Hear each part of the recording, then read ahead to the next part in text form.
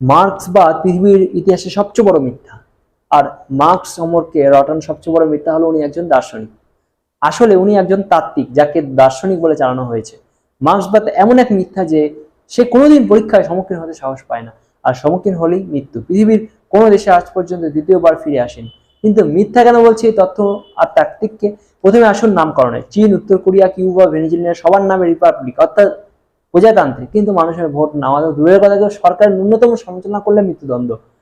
মাও 8 কোটি এবং স্ট্যালিন 2 কোটি, জ্যোতি বসু 55,000 এবং তার ছাত্রীর রেকর্ড এখনো পাওয়া যায়নি। উত্তর কোরিয়া, কিউবা বা চীনে যদি ভোটে দাঁড়ানোর স্বপ্ন কেউ দেখে, সঙ্গে সঙ্গে মৃত্যুদণ্ড। কিন্তু ওই দেশে কোনো কারণে পালিয়ে বেঁচে আছেন এক ভদ্রমহিলা, আজ নোবেল পেলেন। আমরা তো ফ্যাসিবাদ শুনেছি, নাৎসিবাদ শুনেছি, এদের সঙ্গে মার্ক্সবাদের মূল পার্থক্য কি জানেন? ফ্যাসিবাদ বা নাৎসিবাদীরা খুন করে বিদেশিদের এবং এরা নিজেদের লোকজন বা প্রজাদের রক্ষা করে। আব্রাহামিক ধর্মের নেতারাও মোটামুটি নিজেদের রক্ষা করে, আর এখানে মার্ক্সবাদীরা সবার থেকে স্বতন্ত্র। এরা নিজেদের লোকজনকেও হত্যা করে, নিজেদের প্রজাজনকেও হত্যা করে, বিনা দোষে হত্যা করে, সন্দেহ হলেই হত্যা করে। ভারতে কংগ্রেস ভেঙে ডজনখানেক দল হয়েছে, জনতা দল ভেঙেও হয়েছে আধা ডজনের বেশি।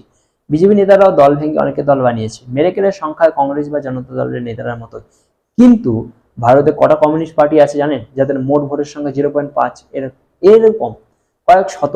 কারণ গণতন্ত্রের অভাব। যাদের সংগঠনের নামে গণতান্ত্রিক, প্রজাতান্ত্রিক, সমাজতান্ত্রিক ইত্যাদি ইত্যাদি লেখা, তারা 10 জনকে ধরে রাখতে ব্যর্থ, কারণ তারা তাদের একনায়কতন্ত্রের তত্ত্ব, মার্ক্সবাদী তত্ত্ব, যা 100% মিথ্যা। অসামান্য, পরিবেশ রক্ষা, মানবাধিকার, ন্যায় বিচার, ধর্মনিরপেক্ষতা, শ্রমের মর্যাদা সবচেয়ে বেশি মূর্খ তারা বিরোধী হিসেবে।